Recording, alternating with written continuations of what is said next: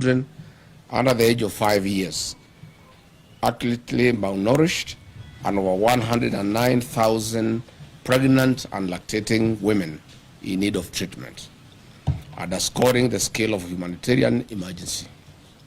Further, water stress has emerged as one of the harshest realities. Women and children bear the greatest burden, walking long distances, missing school, and facing increased risks of disease and malnutrition. This suffering is especially painful as it unfolds against the backdrop of Ramadani, when many families already fasting for faith now endure hunger and thirst imposed by circumstances. In light of these realities, William Ruto must declare the drought in northern Kenya a national disaster. Such a declaration will unlock the scale of national and international response required to save lives, protect livelihoods, and restore dignity of the Kenyan people. Before a drought reaches the emergency phase, a responsible leadership does preparedness. With 3 failed rain seasons, what was expected?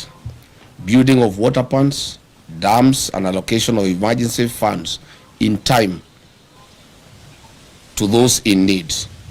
In a meeting yesterday, the government, in a typical knee-jerk reaction, allocated 4 billion Kenya shillings to 23 ASAL counties.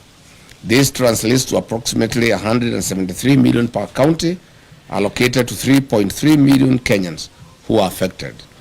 This translates to 1,200 Kenya shillings per person.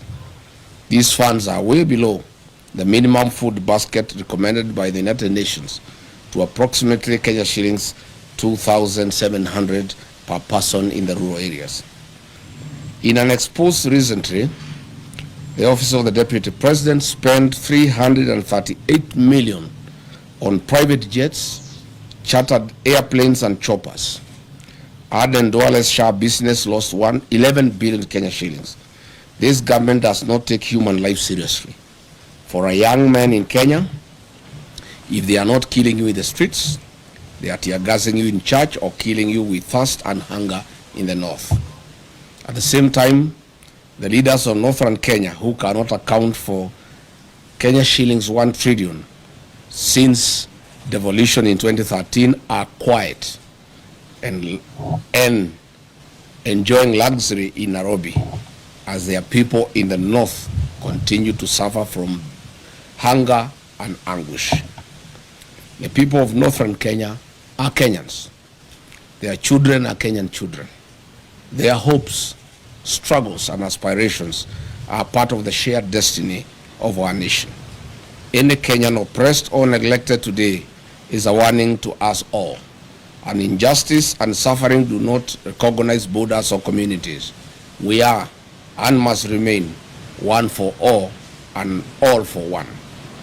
Let this be the moment we reclaim the best of who we are, a people who do not turn away from hardship, but who meet it together with courage, with compassion, and with the unbreakable spirit of a nation that refuses to abandon its own.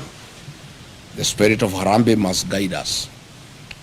As President William Ruto tours the food insecure and water-stressed north from tomorrow to disperse the Nyota cash in Wajir, Mandera, and Garissa this week, he should know that life is more important and people are at the verge of hunger and death.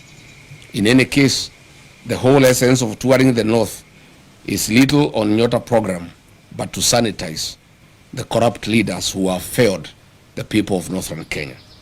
Furthermore, the Nyota program is a World Bank program happening in other African countries like Angola, Mozambique, Nigeria, Senegal, Benin, Togo.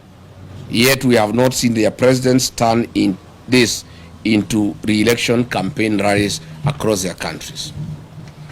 As a DCP party that is built on the philosophy of listening to the people, Kenyans have sent us overwhelming questions and concerns about the North and promises made by one William Ruto. Mr. William Ruto, As you go to dance on the podiums in the north this week starting from tomorrow, do not forget to tell the people of the north why only less than 35% of the population have access to basic clean and safe drinking water compared to the national average of about 68%. The north too are Kenyans. Mr. William Ruto, in the north, over 850,000 school-going children did not attend school last year, and the same for this year. Mr. William Ruto, the schools in the north have no classrooms, no laboratories, no teachers. Children standing at the trees.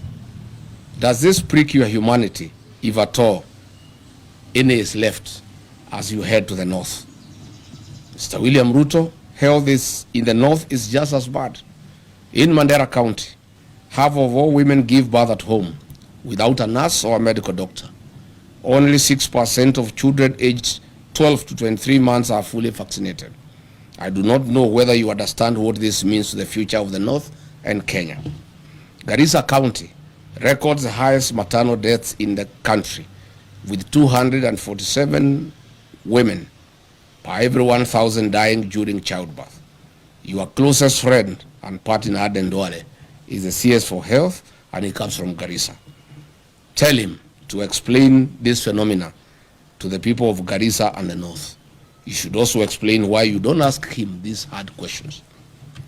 Mr. President, in Wajir County, 90% of the population lives in extreme poverty, the highest in Kenya.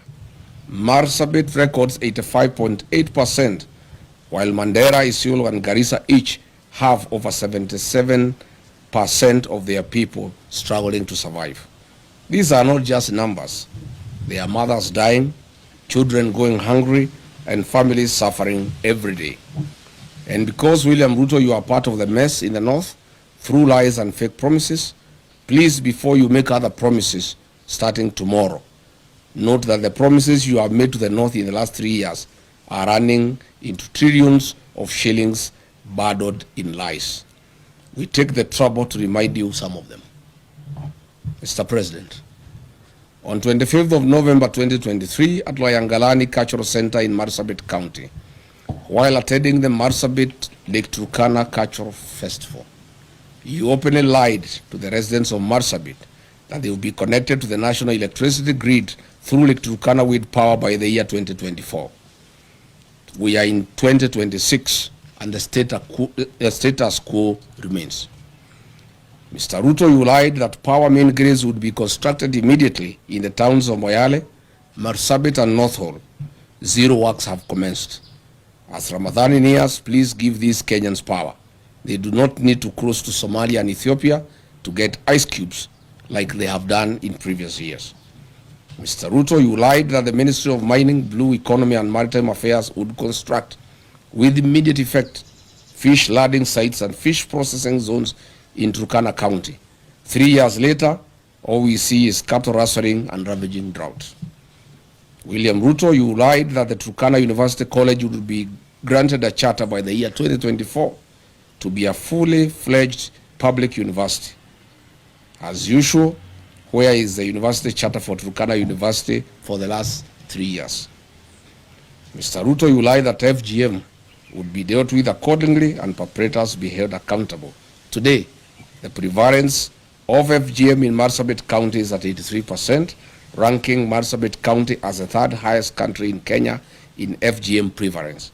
I hope you understand what this means to women and girls of Marsabit as they look forward to exploiting their full potential.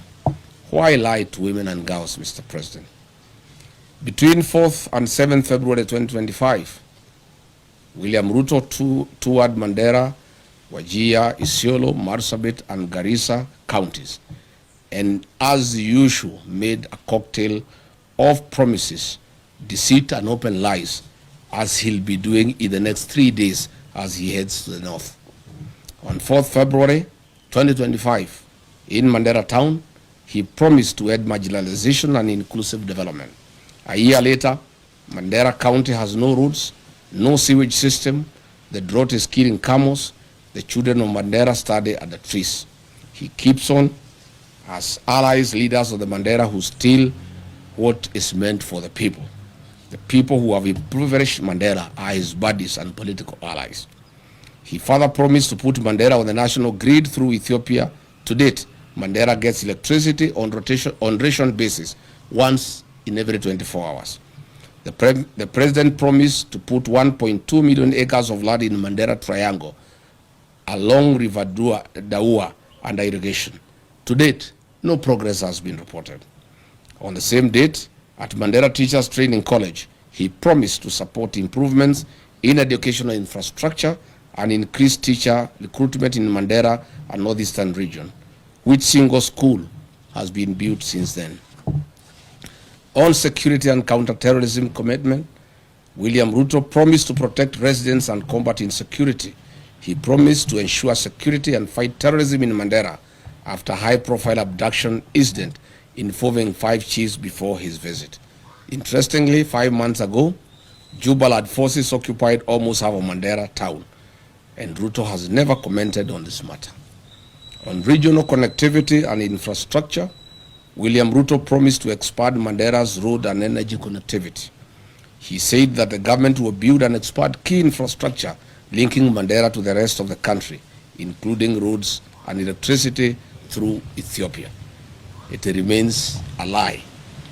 On the same date, William Ruto promised to speed up Mandera water supply and sanitation project at a cost of 3.1 billion to benefit households with improved clean water and sewage systems.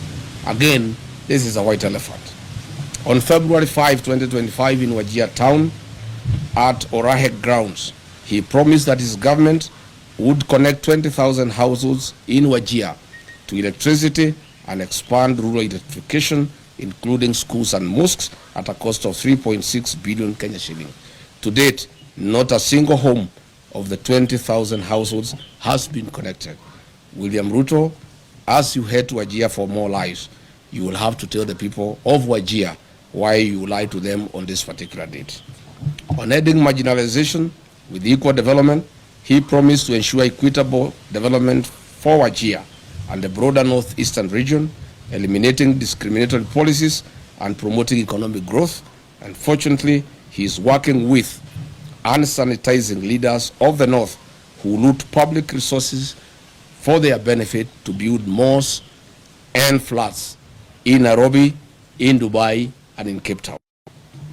He further promised to launch and support local projects in Wajir, including sites like Tarbaj Teachers Training College, livestock vaccination drives, county assembly facilities, industrial parks, housing projects, hospital facilities, and more. Zero progress. On 31st of February 2024, William Ruto, who in Marsabit County, launched the following projects: periodic maintenance of Marsabit A2, Orange House, Kiwanja Dege Primary School, and A2 to Mata Aruba A2 Road, which is 5 kilometers. Today there is no progress. He launched again another project of 42 million Kenya shilling for periodic maintenance of Marsabit Bypass Road to be completed within 9 months. Again, it's now 2 years. William Ruto launched the periodic maintenance of Saku Modern Market to Shauri Yako Marsabit Road at a cost of 17 million. This was to be done within 9 months. 3 years later, there's no progress. In Isiolo County, on 11th April 2023, while breaking the fast with the Islamic community, he lied that Isiolo, Kulamawe, Modogasha Road will be upgraded to bitumen standards. Again, it remains a lie. Again, under his leadership, the 9.4 billion Isiolo Garissa Road, unassociated to all weather roads, remain stalled. Further, the Isiolo town water and sewage infrastructure at a cost of 7.5 billion remains a white elephant. The construction of new Tana River Bridge along A3 Road and Approach Roads at a cost of 2.9 billion shillings again remains a white elephant. In Wajir town, the town with no power supply, 63 years after independence, William Ruto has made the following promises, which remains delusional. Water plants at Ajawa, Abdiwako, Kwara, Badibidan, Alanas, Asewaji, Bojigaras, Lehele, Sheba, Abakwifin, Abakwida, Dagale, and Sharifa. Water projects in Habasweni, Buna, Wajia Ball, water piping and supply, Eluna, Tulatula, rehabilitation of Banish water project, Tabaji water supply, Kulsini water supply, Dentelai water project, Elders and Ole water supply. These remain lies to the people of Wajia. In terms of irrigation projects, he has promised Wajia South Cluster, Mansa, among others. Note that the above water projects are worth billions of shillings, and Mr. Ruto get these projects moving as you